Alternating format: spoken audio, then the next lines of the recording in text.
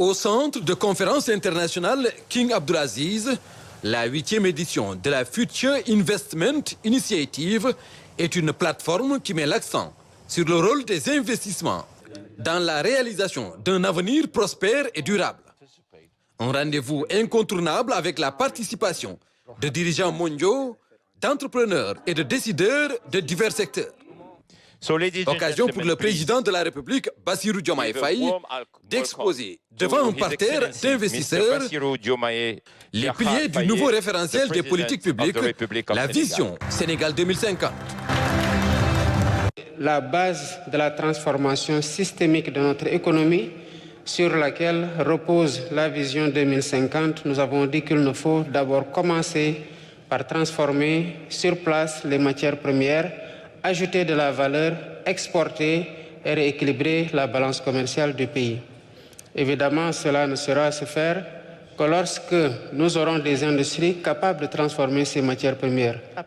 Une conférence internationale dont le slogan « Horizon infini, investir aujourd'hui, façonner l'avenir » offre l'opportunité de se projeter sur le futur, notamment de l'Afrique, un continent qui, à tout point de vue, incarne un futur prometteur.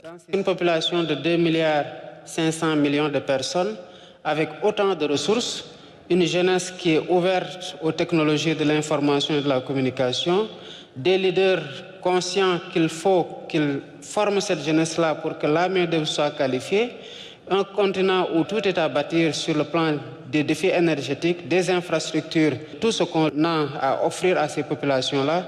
Évidemment, l'Afrique, c'est le futur sous ces rapports-là. Et voilà en quoi il est important pour les investisseurs de regarder de plus près l'Afrique, mais avec un œil de projection sur ces 2,5 milliards de personnes. Et quand vous investissez, par exemple, dans un pays comme le Sénégal, qui a une ouverture sur l'océan, qui a une stabilité politique, mais vous investissez sur un marché de près d'1 milliard de personnes à l'horizon 2050.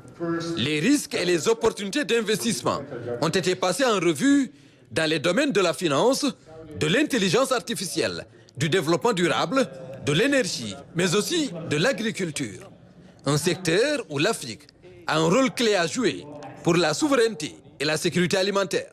Il y a des potentialités en Afrique qui n'ont encore pas été développées comme il se doit. Et l'agriculture est également un domaine à développer. Et il sera vraiment profitable non seulement à la population d'Afrique, mais également à la population mondiale en général. Et à cet effet, l'Afrique pourrait encore une fois devenir le panier à pain du monde entier. Dans le secteur stratégique de l'innovation technologique également, il est attendu des investisseurs ici présents le soutien à la transformation numérique.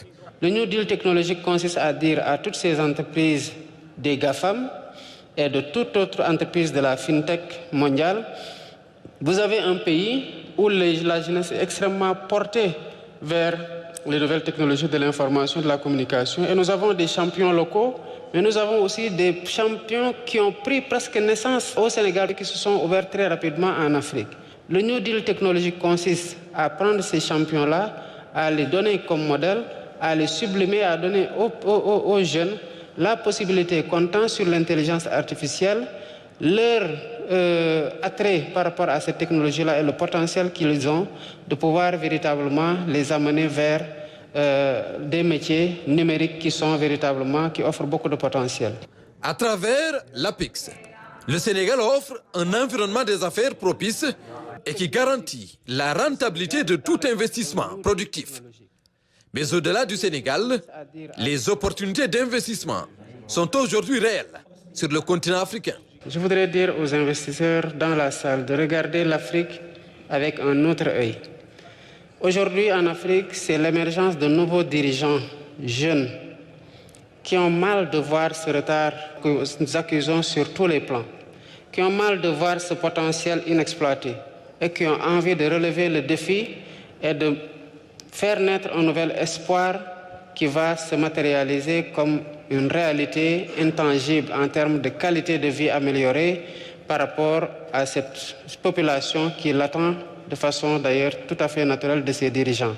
Et l'Afrique, il faut la voir aujourd'hui, comment elle se réveille quelles sont les ambitions qu'elle porte et surtout se projeter avec cette Afrique-là, qui va forcément davantage de jour en jour se démocratiser, qui va forcément gagner en stabilité, mais qui est à bâtir sur le plan des infrastructures, sur le plan des défis énergétiques, sur le plan de la formation des jeunes, sur le plan des défis technologiques, et qui a une population qui avance, qui ne vieillit pas comme dans d'autres continents, mais une population qui est jeune.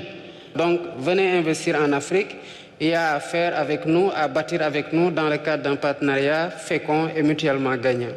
L'Afrique, terre d'opportunités pour des partenariats stratégiques. Le forum offre ainsi une tribune à travers des débats, panels et entretiens pour baliser la voie d'une coopération sincère.